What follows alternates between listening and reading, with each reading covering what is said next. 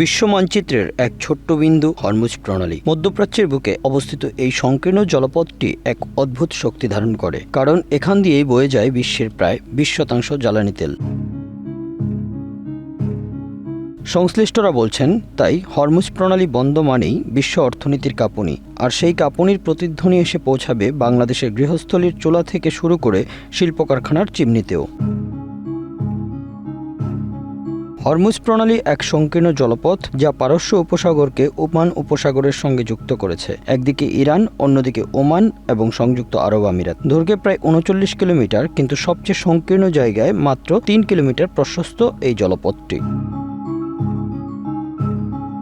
এই প্রণালীতেই প্রতিদিন গড়ে 2 কোটির বেশি ব্যারেল তেল পরিবাহিত হয়, যার বড় অংশ যায় এশিয়ার দিকে, তার মধ্যে বাংলাদেশও অন্যতম।